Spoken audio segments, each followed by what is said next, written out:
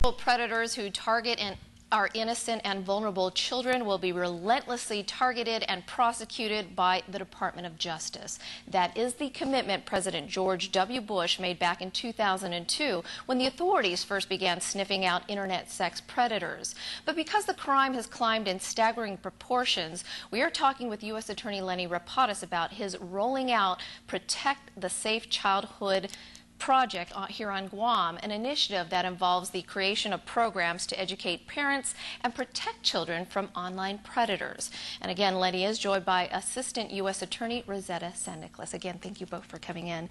Now, tell us about some of the tips that you can offer to parents and people who watch over children, say their parents aren't with them all the time, but nonetheless there's a babysitter there or someone, a brother or sister, if you will. Well, what are some of the tips that you can help protect them? Well, the biggest first tip I would like to, I always push this is for parents to be parents.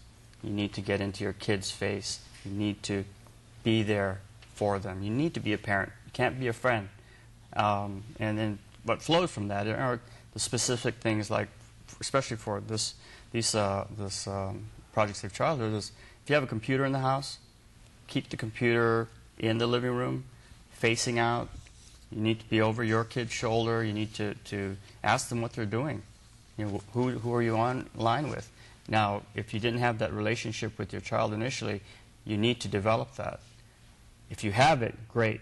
Foster it and keep it going, because that honesty among the parents is probably the best tool you can have. But there are specific things that we try to get out there, and they're covered in the tips, the online tips that we're able to roll out. I asked this question, but you know, say your child keeps to themselves, and you're a little worried because maybe they're coming home later, or maybe they're shutting off their computer really quick when you come in the room and stuff like that. Is there any way a parent can actually log on and find out who they're communicating with to ensure that they're just protected and they're safe, not to really get into their relationships, if you will, or their talk about what happened at school and who's the cutest boy or whatever? There are tips that you can do. One thing you can do is check your child's history. Where is on the computer, where has a child gone? What sites have they visited? If a parent has trouble figuring out how to do that, they can give us a call at the U.S. Attorney's Office. We have an agent. His name is Adam Della Durante. He is a special agent who deals with these type of cases, and he can explain to parents how to do this, because it's not that technical, but it is very new. I just wanted to mention that there is a lingo that the kids use when they're online, and it's their computer lingo, and parents don't usually know that. So a parent needs to get comfortable with that lingo, or at least try to figure out what it is.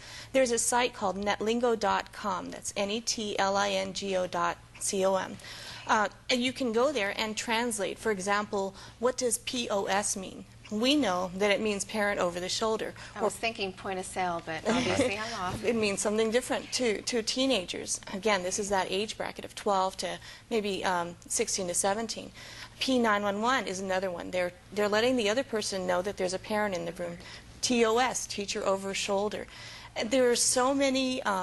There's so much lingo out there that parents have to be aware of, but if they get on to netlingo.com, they can become familiar with it, and that's another step that they can take. So parents should not hesitate to contact us. The other things that they could do is to talk to the kids about sharing personal information, not to do it, to protect your password. And we want the kids to avoid what's now being termed as a Paris Hilton effect.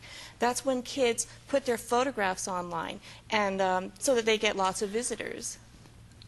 And we think that when you put personal information online, personal photograph, then you're letting out way too much information.